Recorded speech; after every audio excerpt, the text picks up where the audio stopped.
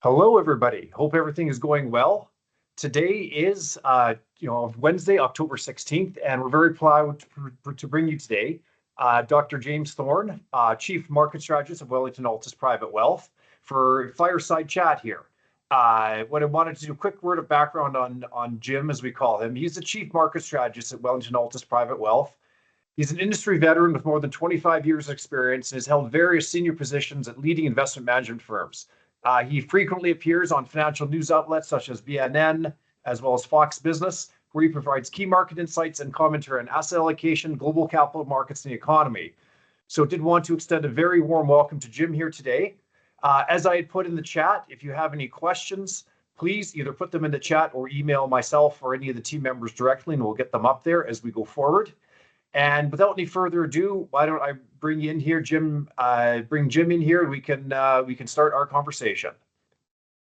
So, Jim, how are you doing here this afternoon? I'm doing great, Conrad. How about you? I'm doing good. Love to hear it. Love to hear it. Hope you and your family had a great long weekend and lots of turkey, right? Yep, yep. And then we have the other Thanksgiving later in the month, which is the football day. That's right. We have Canadian Thanksgiving and U.S. Thanksgiving. So yeah, having lived in the States for a long time and the girls being dual, we tend to celebrate both, which is great, right? The holiday season has begun. That's right. Hey, listen, if you're going to celebrate, do it right. Do it Yep, right. yep. So yeah, I mean, I think starting out here today, I think the logical question that we'd want to look at here is just maybe giving your assessment of where things stand here in Canada as well as the U.S. and maybe some of the compare and contrast between the two countries, because I know your opinion. There you have a different picture on depending on which side of the border we're looking at. Sure. You know, the thesis up here in Canada has been we have an economy that's too over reliant on real estate. It's not diversified. And we have folks in Ottawa that don't think that natural resources is a growth area, right? And so my whole argument had been from the get-go is that, with COVID, the inflation was caused by supply shocks. Inflation is going to dissipate away once the supply shocks dissipate. And the Bank of Canada has over tightened, and the Bank of Canada made a tactical mistake in terms of assuming that Canada was the same as the United States, which the United States is a diversified economy with innovation. They've got geographic areas that are growing and contracting. It's a much different uh, kettle of fish. And so what are we seeing now is in Canada, we're seeing inflation when you take out shelter. And why do I take shelter out is because interest rate hikes are inflationary when you're thinking about Canada. 30% of CPI is mortgage interest costs. And if you have high costs of capital that affect builders that don't want to build rental properties, then you have high rental prices caused by the high cost of capital, which is knock-on effect of the Bank of Canada. When you take that out, 12-month inflation is a 0.39%. So we're almost in deflation. And in monthly we are in 2 months of deflation in Canada. So Conrad, my whole bugaboo has always been that nothing has been fixed. The real risk is deflation, excessive levels of debt, innovation, demographics, and a global economy with excess capacity speaks to deflation. And I think the central bankers have grasped defeat from the jaws of victory in the sense that they've over tightened. And within the United States, I just think they're lagging behind us. But the difference between the United States and Canada is the United States has a robust innovative sector. They have AI. $1 trillion is going to be spent over the next 3 years. That's about 1.25% of GDP a year. You got an election where it looks like Mr. Trump's going to win, and if he wins, he's going to deregulate. So I think it's a tale of two cities. The United States may skirt a recession.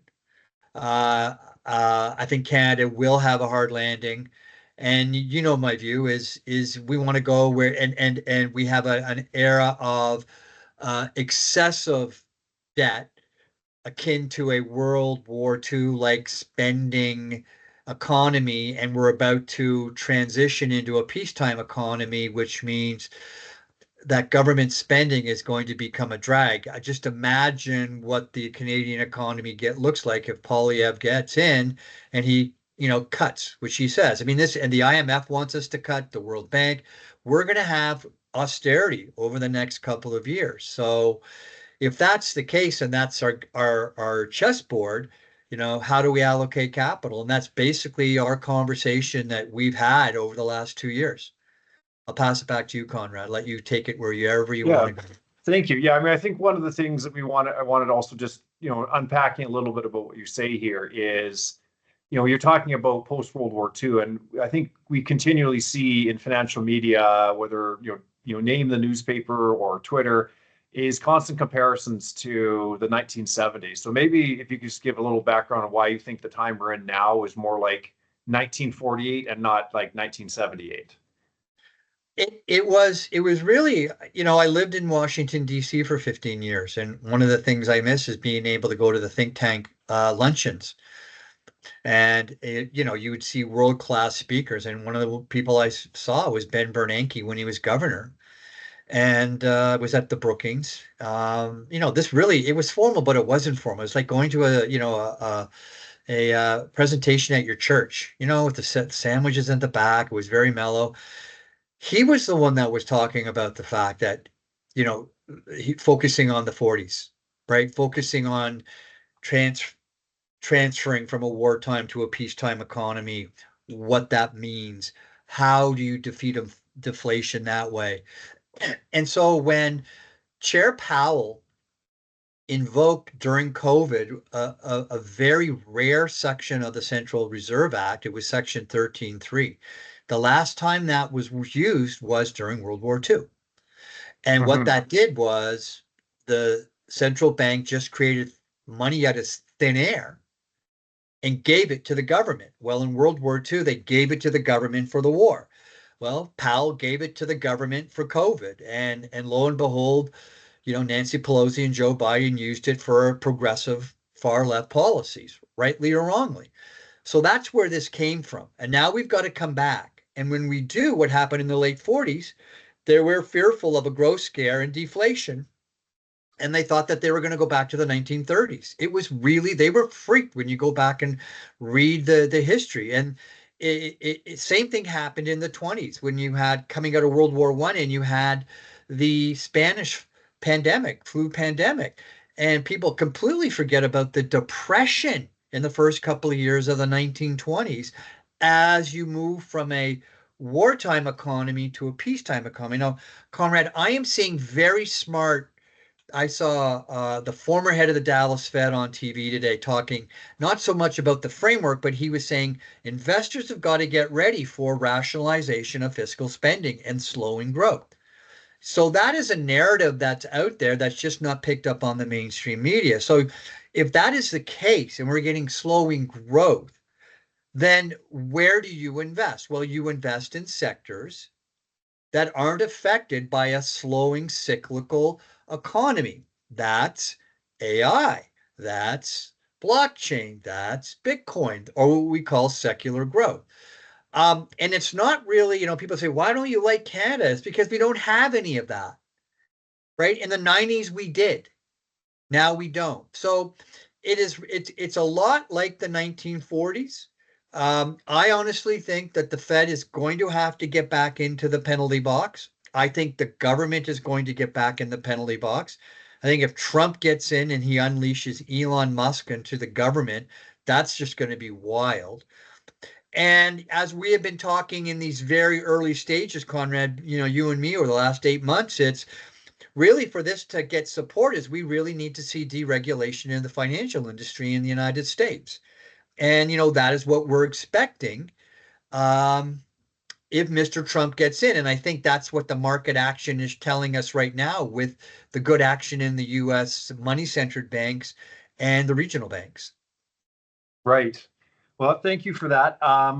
Which actually brings me to the next question. So another question in this chain here is, okay, so we think the view is that we want to own, the way that I've always termed is you want to own scarcity in we want to talk about two things here is where do you see these deflationary forces coming from? And then, so there's that. And secondarily, like, how does this then relate back to, if you take a look at, say, TSX performance over Q3, which was in some ways quite extraordinary? How does all that fit into your thesis, or how does that confirm or challenge? And what's your view on that? Okay, so I call them the four horsemen of deflation, right? One is debt, the other is demographics, the other is uh, innovation, and the last one is a global economy with excess capacity, right? Markets left to their own devices are deflationary, right? Debt levels over 100%, slow economic growth down and are deflationary. The United States is at 125%. The global economy is aging. We consume less.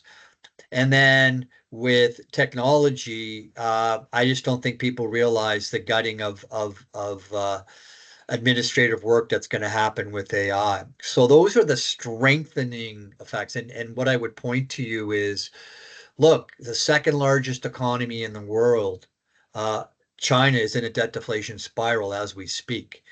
And here is the subtle point that we talk about, where we talk about psychology, which will lead us into the TSX. Their rate hikes don't fix anything. Flooding the global economy with liquidity doesn't fix anything. But that doesn't mean people can't hope, right, Conrad? So for the first 2 quarters of this year, secular growth or the NASDAQ 100 absolutely destroyed on a relative basis the TSX, right? Now with the Bank of Canada cutting, there is this belief that things are going to go back to normal, right? That interest rate cuts are a magic or a silver bullet. They aren't. So the narrative is, or the psychological question, and folks, when we invest, it's all psychology. Well, we do our fundamental work, but then it's emotion, right? Greed and fear.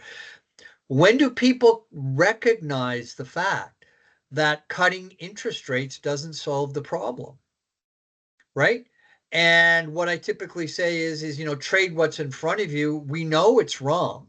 You can either basically say, I'm not going to participate in this, or we could have a period of time until the first quarter of next year where people have this hope trade on, right? But let's be honest about Canada, right?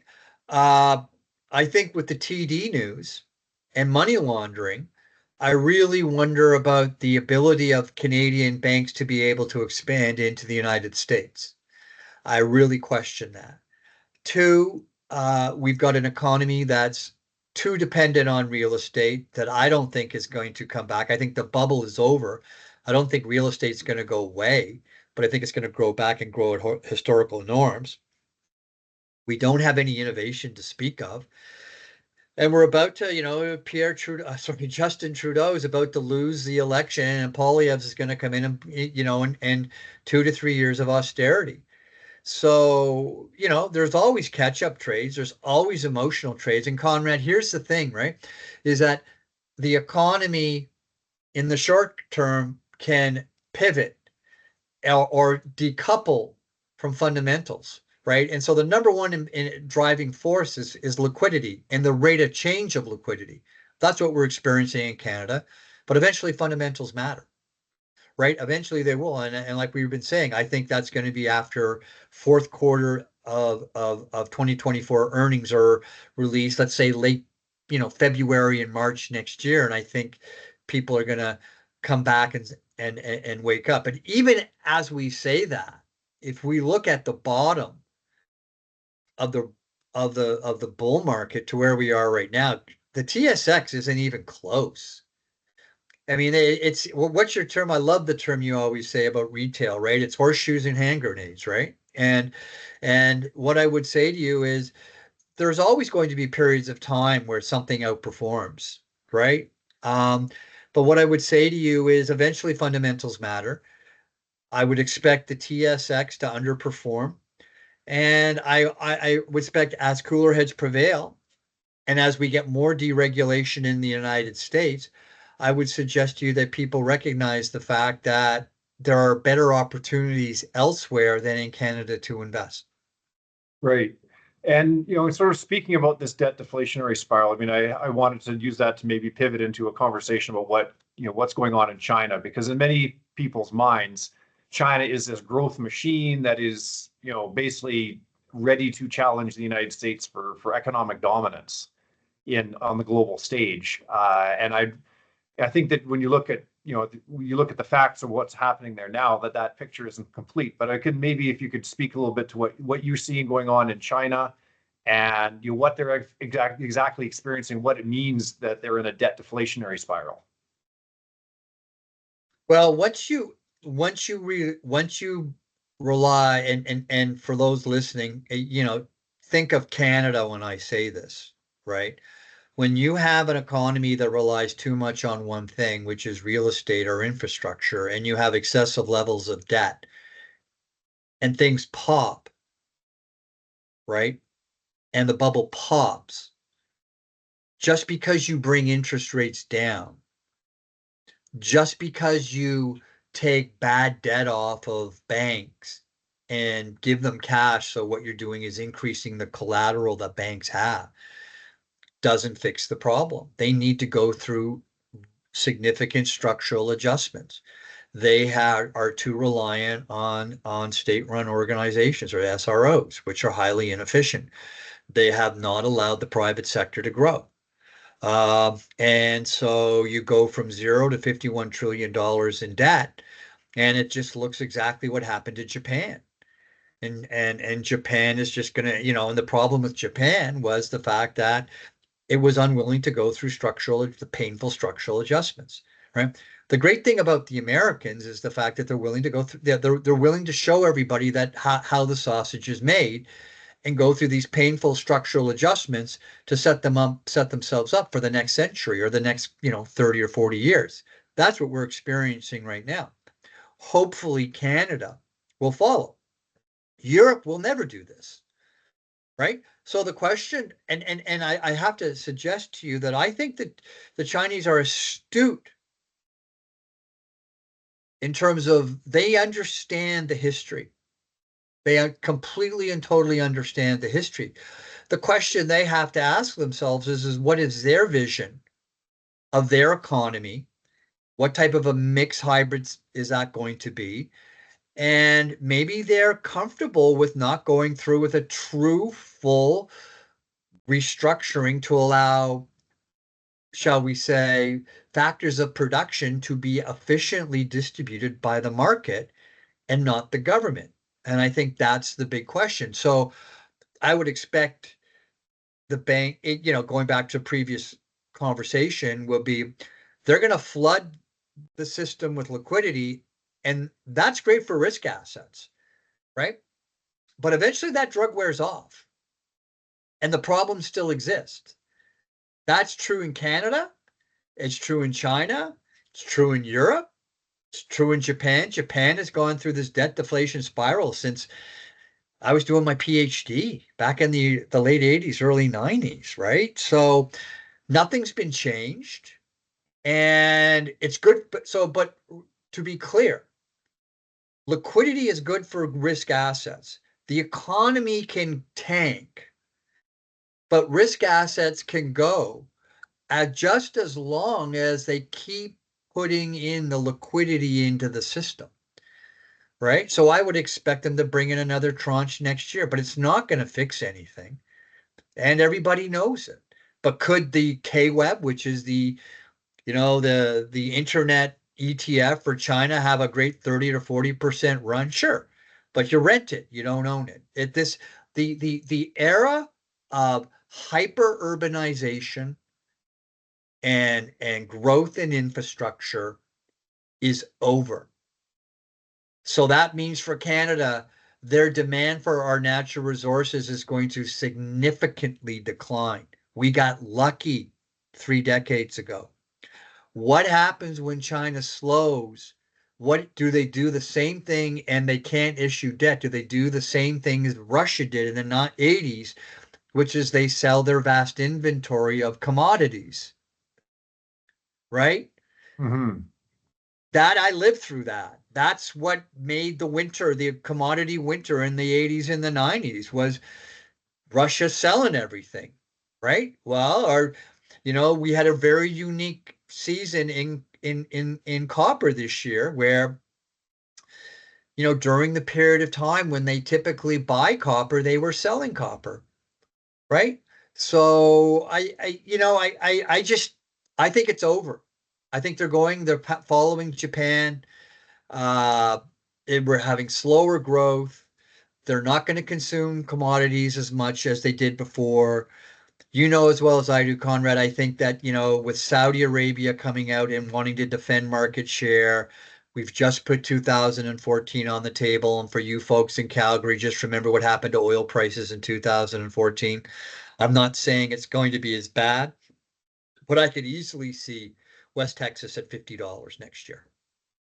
I could easily see growth in Canada go negative and the growth in the United States go almost negative, and everybody wake up to that point, which is, oh my gosh, rate cuts don't fix anything, right? And if that when we get to that point, I would suggest you the cycles say that interest rates go below 2% going into 26, and we're going to have everybody's going to be freaking out. Well, I think there's ways out of it.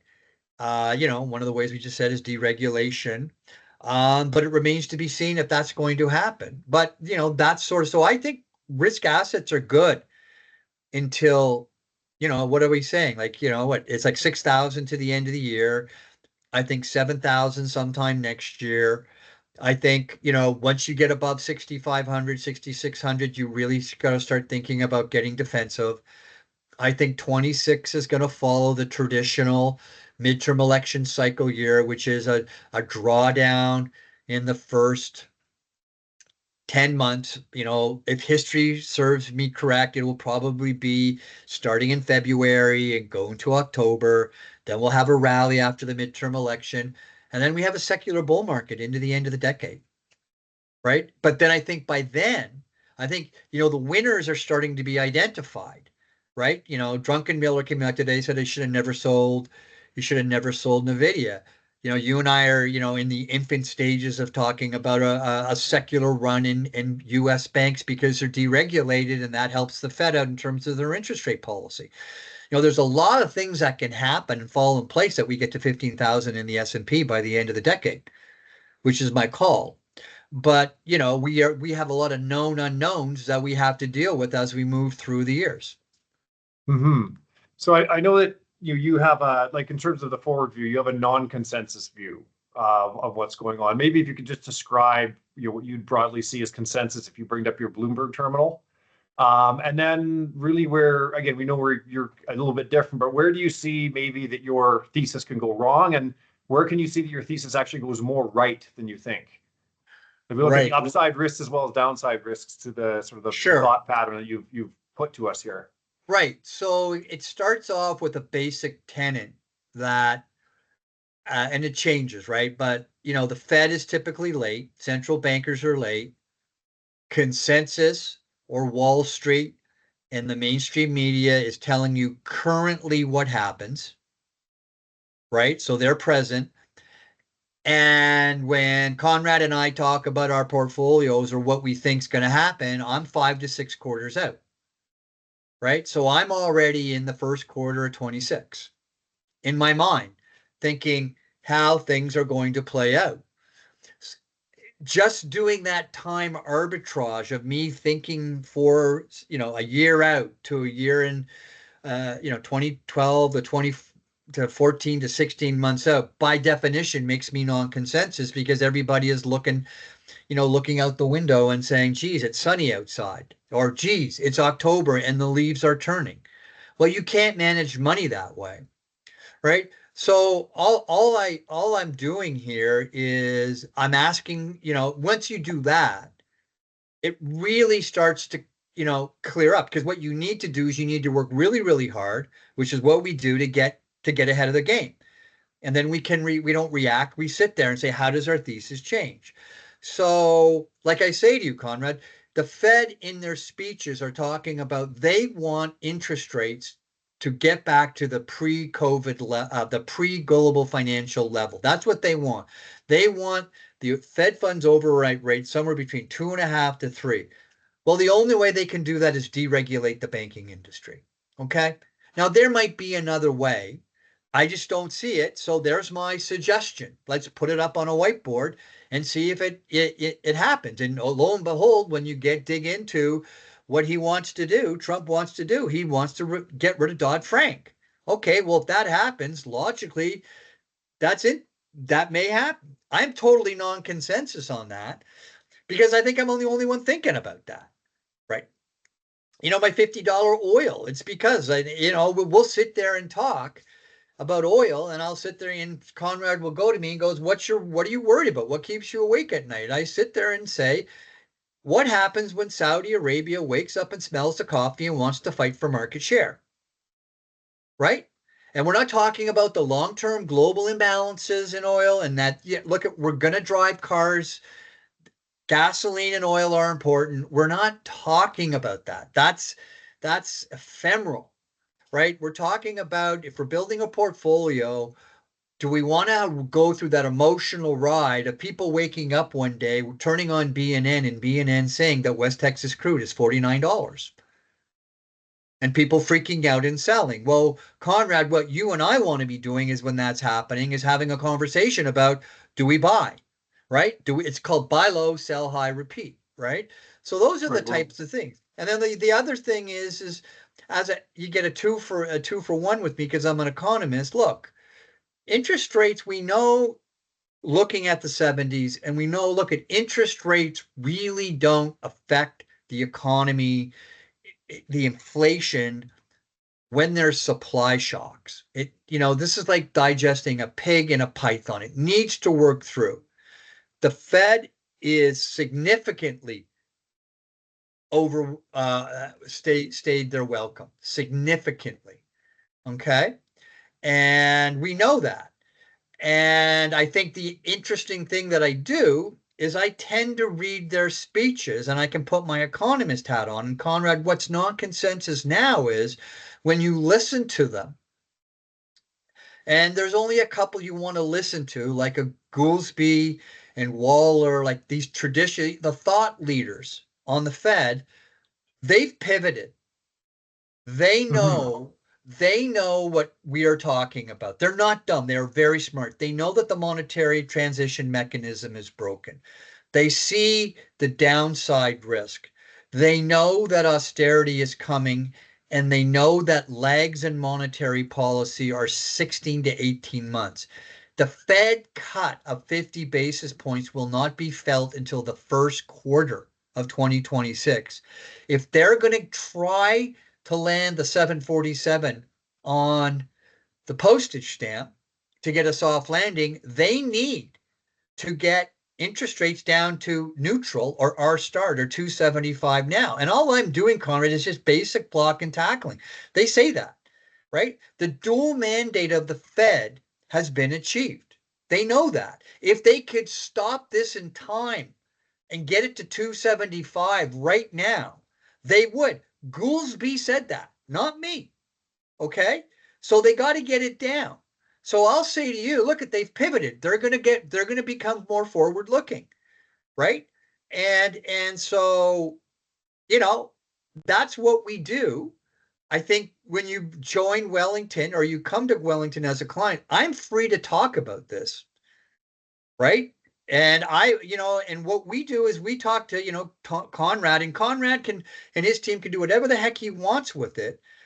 But the point is, we actually talk about this early enough so they can start thinking about how to proactively position the portfolio and how the portfolio evolves through a market cycle. So, yeah, I think what's going to happen is we're going to get to this time next year and people are going to realize that rate cuts are not the magic bullet. We're going to have a growth scare and people are going to freak out and we're going to have a correction in 26 and interest rates are going to go below 2%, right? And everybody's going to freak, right? And then people are going to realize that everything's okay. Interest rates are going to go down below 2%, let's say 175. Then, Conrad, do we get the deregulation in the banking industry? Do you know what I mean? Do we start to see the credit creation happen? Or are interest rates going to be lower for longer? And are we going to go back to a 2010 to 2019 period where, folks, the NASDAQ 100 was up about per annum 19%, the S&P was up about 18% a year, and the TSX was up 5%, right? So, I know I'd hit you with a lot, but look, I think it's risk on. You shouldn't be surprised that small cap banks are performing well. You shouldn't be surprised that Canadian banks are performing well. They think the magic dust, the magic pixie dust has been spread all over the economy. All is well. How long until the drugs wear off? I think Fair it's enough. middle of this time next year. Right. So you mentioned again this sort of the pixie dust or liquidity. One more topic here, and then I've got a couple questions that have popped up here. So just a reminder to all the attendees, if you have any questions, please feel free to put them in the chat or email the team so we can see them here. But last sort of question I'll put to you is I think talk about if you could speak a little bit about to the folks here about Bitcoin, what it is, and the cycle that we're in Bitcoin. Sure. We're in a cycle where, with excessive levels of sovereign debt around the world, we haven't seen this much debt since the Napoleonic Wars. There is a question about sovereign debt or government bonds. Let me be a little bit more government bonds as a store of value, and fiat money, which is paper money backed by nothing. Is it really a store of value when they continually keep printing everything, right? The fiscal deficit in the United States increased by 25% this year in 1 year. So there is a view, and with the gold bugs, right, is now's the time for gold. And gold's had a great run and it's gone through my target. And so if you accept that thesis that, financial irresponsibility, people have finally woken up and smiled the coffee, they want to have some real assets in their portfolio to hedge against it. The old argument was gold. Well, the better store of value, statistically speaking, is Bitcoin. And Bitcoin is it has perfect scarcity, right? If we get gold to 5,000 an ounce, I'm sure there are properties in southern or northern Alberta that have been prospected back in the 1920s that now become economically viable, and supply comes on. Bitcoin goes to 200,000. There's no more supply. So that's sort of the quick, but to get into the ephemeral argument, look, this is an asset class that has a bubble every 4 years because the flow of Bitcoin, there's only 21 million of them, but the flow of Bitcoin into the market continually declines. And every time you go through what we call this halving cycle, we have a significant run up, and it goes up significantly. This is even before it has become a traditional asset class. Now, folks that are listening, I just want you to understand that in 2003, I was in New York City, 450 Park Avenue, when Goldman Sachs walked through the doors and pitched us bricks. I brought a team down there from Canada, and we all looked around the table and said, well, we're from Canada. We understand rocks, trees, and water and oil, right? But you've got to understand something. Commodities were not in anybody's portfolio. Nobody touched a commodity. No one touched oil as an investment vehicle because of its volatility. It wasn't until this great investor named Jeremy Grantham came out with a paper that said you can increase your Sharpe ratio or your risk adjusted return of your portfolio by putting commodities in your portfolio. Now I'm getting old. I have no hair. I've seen this trade again, and it's Bitcoin. The CFA Institute. You put a 3 to 5% weighting in your portfolio, your Sharpe ratio, your risk adjusted return goes up. Is it highly volatile? Yes, but you get paid for it. And so me as a strategist, what I say is this is an asset class that is infant, which means everybody hates it. Everybody thinks it's a scam, right? Um, Seen this, just like the internet. I don't want to get into the blockchain and bore you guys, but the real question comes, and why do you think banks are pushing back on it? Is because look what's happening in El Salvador, right? They've made it a medium of exchange. They've given everybody a digital wallet in that country. You can buy a beer at the beach. Every Bitcoin has 100 million Satoshis, right? So every pound of gold have ounces, grams, right? It's divisible. But here's the point. 30% of El Salvador's GDP came from remittances from the kids and the family going to LA or going to California and working in America, pardon me, and sending money home. And they'd send the money home through Western Union. The average ticket size was 500, but Western Union was charging $75 to $100 transaction costs. That's massive margin, folks. Irrespective of what you're thinking, it's totally logical for the financial industry to basically try to defend market share in a highly profitable business line, right? If that individual got a Coinbase or a digital wallet and bought $500 worth of Bitcoin and sent it to his mom in El Salvador, boom, doesn't cost him anything. Doesn't cost him anything. That is why Jamie Dimon and everybody doesn't like it, because it is going to disrupt the financial services industry. They have delayed it enough. Look at if Trump gets in, he's going to fire Genslinger. He's pro crypto. They can't hold it off anymore. BlackRock, the largest asset manager in the world, has embraced it. Fidelity's embraced it. Up here in Canada, it's called the All-In Portfolio. It's an ETF. You can buy, and it's got asset allocation portfolio. It's got 5%. Folks, it's already here. The barn door is open, and the horse has already left and has run down the road. So what I would suggest is if you don't want to own it, fine, be aware of it. It's not a scam. And if you can't own it now, don't, don't phone Conrad up at $500,000 and say, what do I do? Right? And it hasn't, think about this asset, we haven't even gotten to the point where you can lend against it. I mean, just think about how this is, what's going to happen.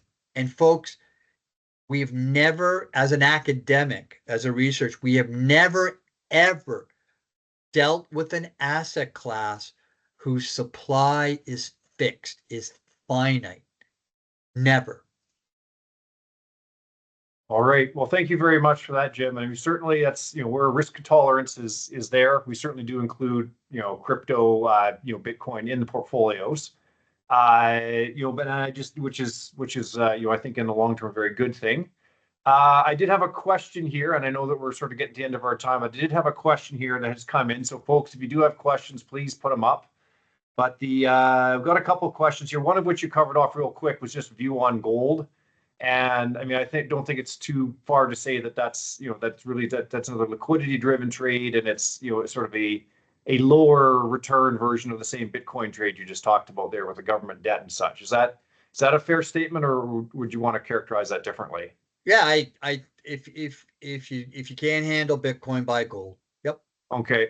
Right. And And the question you've got is, let's, and I don't, because we're trying to figure out the future, right? And you sit there and go, what happens to the gold miners, right? Because what will happen is this will get to $3,000 to $4,000, and then you're gonna get a junior mining phase, like coming out of Vancouver. God bless Murray Pesum, God bless his soul, right? Remember from and what type of speculation do you get? But what I would say to you, which is very different, is I don't mean that to be this in any disrespect, but boomers like gold, millennials like Bitcoin. I don't know how much risk appetite people are going to have to basically, do we get a gold run like we did in the stocks like we did in the early 1990s with Bre-X and so forth. Hmm. Yeah, well, it's a question of, again, evolving risk tolerances and who has the financial firepower to put money places. So, speaking of that, of firepower, there's a sort of question out that I've seen a few different versions of, that I want to bring to, which is basically is that you do see again in financial media a lot of, articles that are, or opinion pieces that are doubting AI. Again, in what's your opinion, sort of on AI? Are we at the top of a, year 2000 Cisco systems type of bubble? And, or if not, where do the AI critics at this point get it wrong?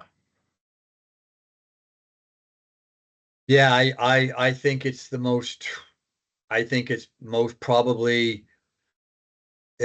the most profound innovation of our lifetime, right? You know, I just think, you know, the amount of work that I do with the amount of research that I do, I just think it's in my world. I can remember going in undergraduate and going to the library and going to microfiches. And then they introduced a dummy terminal where you could ask questions, and then you'd have to go and get the articles and photocopy them. Google came along and that helped it. This is just right now, it's just refining very menial tasks. And I just think that those menial tasks that are throughout the government and corporate America will be replaced. And that doesn't mean that humans won't be needed. It's just that humans are going to need to understand it and try to understand how it can make them more productive, right? I mean, we're growing so fast, Conrad. I'm a one-man band. I don't know if I could do the work that I do and the work rate that I do without AI. And I just sit there and go, I can just imagine what this is going to do uh, to all professions. I think, for example, I think ExxonMobil and Imperial Oil are, I got an undergrad, sorry, I got a scholarship to work at Imperial Oil when I was in graduate school. They're really, really smart guys. I am an Imperial Oil guy, right? And so I can just imagine how the engineers are already starting to think about how they're going to apply this to basically make energy or exploration more efficient. So you don't even know, you don't need some guy on CNBC telling you that. You just know these guys are that competitive, that smart, that leading edge. I mean, ExxonMobil is a technology company right now. If you think that they're not going to use it, and then C&Q is going to follow up. AI is going to be in oil. And those companies that figure that out are going to take share, right? And I just use that because we're talking to Calgary, right? But it's in every industry, and it's our industry as well, right? So I look at this. Are there going to be, I talk about the Gardner hype cycle. Sure. Look, I think there's always going to be emotion, right? And we talk on it. I think the video is going to $200 between now and February. It'll go too far too fast, right? It will correct back to the smoothing mechanism, which is the 40-week exponential moving average upward sloping. All the naysayers will come out and say, oh my God, it's the bubbles burst, right? Now you can either do two things. You can do like what a leading edge, a legend in our space did. His name is Stanley Druckenmiller, and sold at the wrong time when he's publicly admitted it. Or do you want to, trade around your position to control risk? And that's up to you, Conrad, and that's up to your clients. But we're still in the early days. I don't think we know what this looks like until the early part of the next decade. Hmm. So to just sum this up, I mean, really what you're saying is that this is not about chatbots, right? This is about a very technology that is transformative, even in what we'll call old style industry, right? Rails, oils, even heavy manufacturing, you name it, it's going to all be powered by AI at some point, or the innovative process within there will be powered by AI. And whether you're talking about ExxonMobil, Caterpillar, FedEx, you name it, all these companies become technology companies. We haven't even started on that. Sure. I mean, and listen to the guys in Silicon Valley. You don't want to be you want to be a coder, you better be a top coder, right? You don't want to be a mediocre coder because they're not going to pay a mediocre coder $750,000 anymore, right? Right? You're Nope. not that game's over, right? So the mediocrity in every sector gets basically wiped out. And if that's the case, what do the new jobs look like? So this whole thing about structural unemployment and blah, blah, blah, blah, structural tight labor market, just wait till this thing gets going, right? And we really don't know what the AI, like what's the AI, what is going to be a true AI company? We were still in the, was it Elon Musk took 19 days to build the world's supercomputer based off of Blackwell, which is NVIDIA's chip. 19 days. Are you kidding me? Yeah, that's what I was reading about that. That's a hell of an achievement. I'm just going to put it like that. Yeah, I mean it is, again, it's a revolutionary thing, and we want to make sure that we're looking at this through the bigger picture lens and managing risk as we go along. But this is not, again, it's not about chat bots. This is about actually changing the fundamental way in which the economy works. And in terms of that, I mean, I think we can all attest, is if we've talked to even our local cell phone or cable providers, that certainly hasn't happened yet.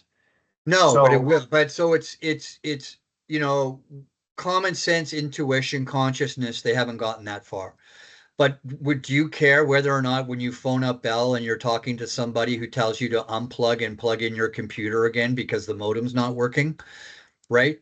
Did it matter whether you're talking to a chatbot or a human being? doesn't matter No, to me. I mean, doesn't matter to me. I didn't unplug I didn't try that before I called I them. mean, you don't think call centers are going to get wiped out? I mean, it's just you can just sit there and see but I think people that understand that and evolve with it, just like every technology, will be okay. And Carter, let me give you a framework, right? If we would have bought uh Amazon, put 10 grand in Amazon, and I think in 2002, when everybody thought it was over and it was a scam and nobody was going to put their credit cards on a on the internet, yada, yada, yada. If you just would have held on to it, that 10 grand in US is about worth 22 million. Okay. I think it's had 7 drawdowns of 40% and 2 drawdowns of 80% through that period of time. But it was Amazon. Same thing with Google. Same thing with Apple, right? You're going to find these winners. Like, so this is like when I talk to you, I think it's NVIDIA, where sure, you're going to want to, if you want to trade around it because you're going to do risk control because there's other things happening in the world that are going to basically take leverage and capital out of the stock market.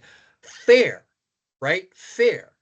But do that, take money close to home, but it's still the category killer, right? It's not a chip company. Like this is the whole point. Their moat is substantial, right? AMD says we've got a chip. Well, it's not a chip, right? It's an integrated system. I mean, it's a software platform. And where are we? Folks don't understand that. So what do I say is just make sure it's the largest weight and one of the largest weights in your index. And folks, this is what I'd say about just NVIDIA. Just it's already a 6.5% weight in the S&P 500. And the NASDAQ 100, it's a 7.5% weight, right? You could just buy an index and have 6% exposure to it, right? Now, going back to your previous question, Conrad, about TSX, right? Shopify is our technology. Is it Shopify and Celestica? And only two things. We're not even so. Do I sit there when I say to you about going out of Canada to the United States? All I'm really trying to say to you is, folks, the pond to fish in is south of the border. It's easier to catch fish down there than to catch fish up here, right? Yes, there's going to be fish up here, and there's wonderful companies to invest in up here. It's just there are just so much more down there to help you achieve your financial goals. Mhm. All right. Well, on that note, I think we should probably wrap things up here. I haven't seen any other questions come into the chat or into the email here. So I do appreciate those individuals who sent those questions in. Thank you. You know who you are. Thank you very much. And I guess we'll just leave off with a big thanks to you, Jim. Appreciate everything you brought here today, and the candor and the and the the look into how the sausage is made, so to speak. So with that, just want to say thank you very much. We'll have you back here in future quarters. And just saying to all of the folks on the line here today, if you have any questions, there's anything you need from the team or I, just reach out. We're here to get the job done. We're here to help, and we're here to get you the answers. Thank you, everybody, and enjoy the rest of your beautiful afternoon here in Calgary. Cheers.